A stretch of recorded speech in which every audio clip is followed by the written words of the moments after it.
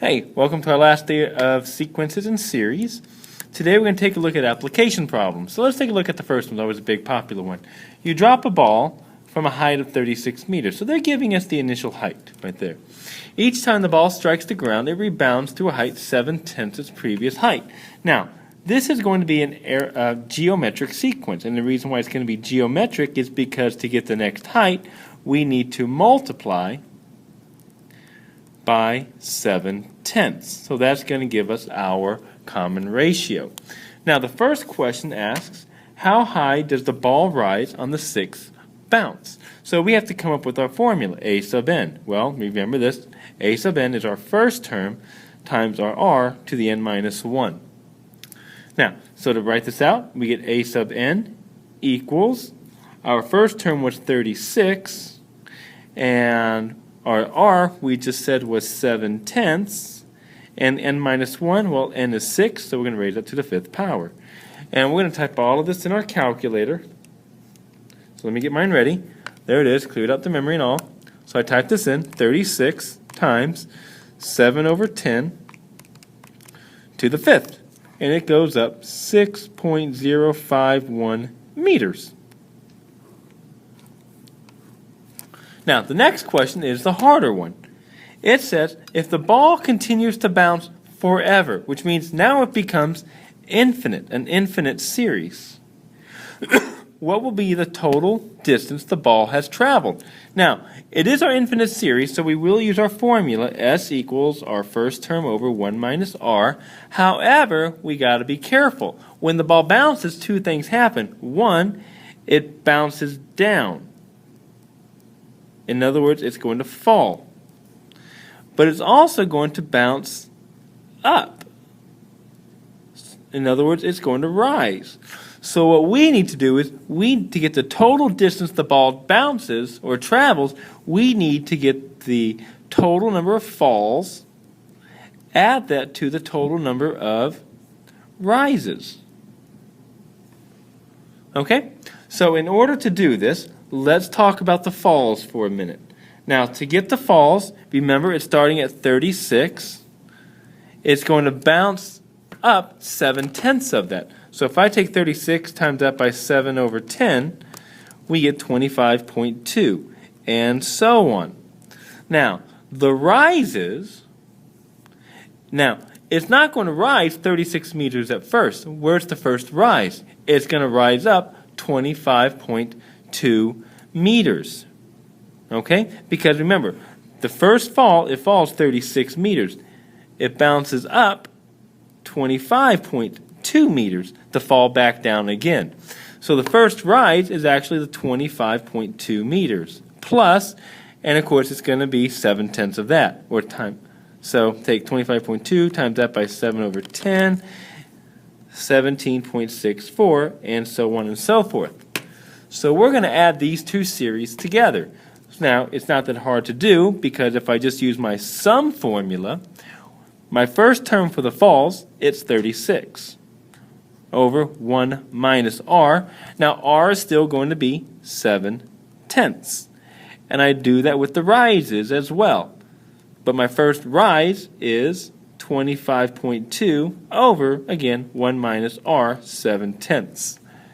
And I just add those together. So to get the rises, I'm just going to type this in my calculator. 36 divided by 1 minus 7/10. I hit enter, and it gives me 120 meters. To get the total falls, same thing. 25.2 divided by 1 minus 7/10. We get 84 meters. So for a total, 120 plus 84, 204 meters. That's the total distance the ball travels as it goes on forever and ever and ever. So definitely do this one again. This is the hardest one you will ever get. All right. So let's take a look at example number 2, the runner problem. The runner begins training on May 1.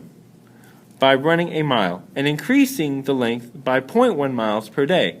Find the length of the run on May 21st. So we're looking for A sub 21. how many total miles will the runner run in May? Well, if I take a look at this, well, on May 1, he traveled 1 mile. On the second day, 1.1 mile. On the third day, 1.2 miles. And so on and so forth. This is arithmetic with a d equals 0.1. So this is our arithmetic series and sequence. So what we're asked to find first is to find a sub 21. That's our first thing we have to find. Using our formula for arithmetic sequence, it's our first term plus our common difference times n minus 1. So if I want to find a of 21, 1 plus 0.1, plug in 20 here, use your calculator, 1 plus 0.1 times 20, and we get a total of 3 miles. So on the 21st day, he ran 3 miles. More than I've run in my entire life, I think. Now, the next part says how many total miles has he run? This is our sum. So to get the sum here, remember S equals, it's the first term, a sub 1, plus the last term, a sub n, times the number of terms over 2. Plugging it in, well, the first day he ran 1 mile, right? The last day he ran 3 miles. There were a total of 21 days, and we're going to put that over 2. And we just solved that. This is becomes, if I solve this, I ran out of room there, 1 plus 3 times 21, and I divide that by 2, he ran a total of 42 miles. That's his total run. On the last day was 3 of those. Very easy to do. All right, let's take a look at question number 3. All right, we're going to put money in the piggy bank. We start off with 50 cents in the piggy bank. 1 week later, we put 75 cents in the piggy bank. At the end of the next week, we put in $1, and so on. What type of sequence do the individual deposits form? Well, let's write it out. We got 0.5. It's a sequence. I'm going to use commas. 0.75, $1, and probably $1.25 on the next one, right? So what type of sequence is this? Well, it has a common difference. Each one of them has a common difference of 25 cents. Therefore, this is going to be our arithmetic series, or sequence in this case. Now, at the end of 76 weeks, how many deposits have we made? Well, be careful. At the end of 76 weeks, we do 1 deposit a week, but don't forget we have the first week, so there's actually a total of 77 deposits. Right there. Because we put money in the piggy bank, and then 1 week later we put 75 cents in. All right. So, what amount do you deposit at the end of the 76 weeks?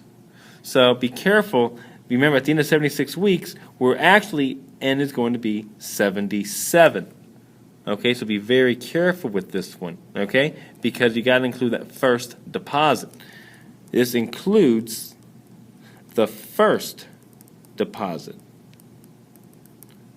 So n is going to be 77. Now, we want to find a sub 76. So we use our formula. It is arithmetic, so we can use our arithmetic sequence. A sub n equals a sub 1 plus d n minus 1. So a sub 76 will equal my first term, which is 0.5, plus my common difference, which is 1/4, times 75. And I just type all of that in our calculator. 0.5 plus 0.25 times 75. And we get $19.25.